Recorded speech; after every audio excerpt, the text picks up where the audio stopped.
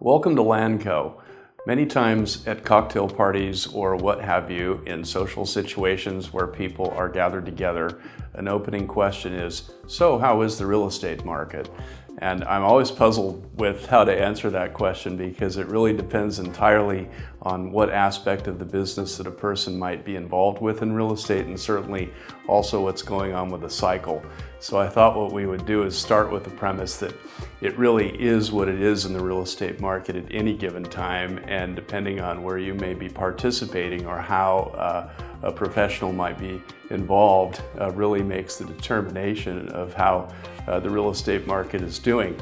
So my conclusion is it's either favorable or unfavorable depending on the business that you're in. And I thought what we might try to do with this episode of business in real estate is talk about the different aspects of it.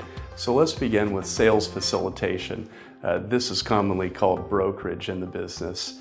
And often it's concluded that if the market is going up, that it's a terrific thing for a broker or somebody involved in sales facilitation. And that generally is the case. It can equally be a good thing if a market is actually falling quickly and rapidly, which also stimulates sales in a different direction. But again, the goal in that aspect of the business is to earn the fee on a sale. And so lots of sales, whether a market is moving in one direction or another, really defines whether the real estate market is good in that aspect of the business. A bad market for that aspect of the business is a stagnant one where very few sales are occurring. And we've seen that from time to time where there just isn't activity in the market. Moving on to capital facilitation, for example.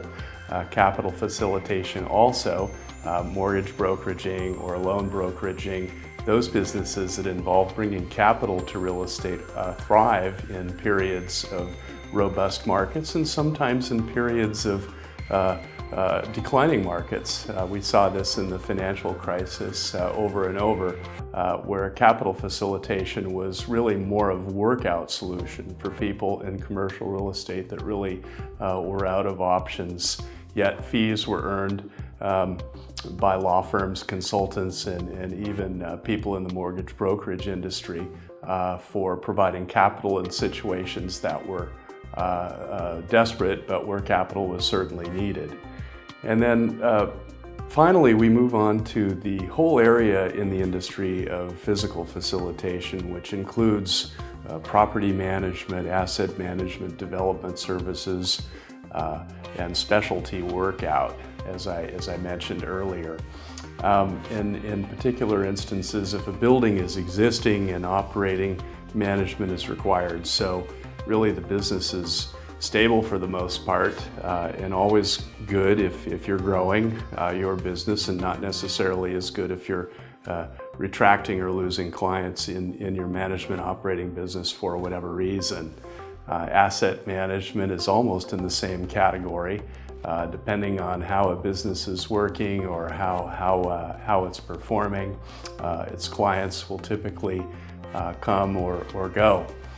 Development services clearly work only in marketplaces that tend to be more robust, where people are envisioning strong markets to put new product in. Markets that are falling back, we have development services less in demand. And in fact, many development companies simply close their doors and become other kinds of companies in those periods of time in order to survive. We've all seen that. So, in conclusion, I would say in the real estate business, it's almost Zen-like. It is what it is. It's really neither good nor bad. It just depends what area of the business you're in and how that's relating to any particular area in the cycle. Thanks for joining LandCo.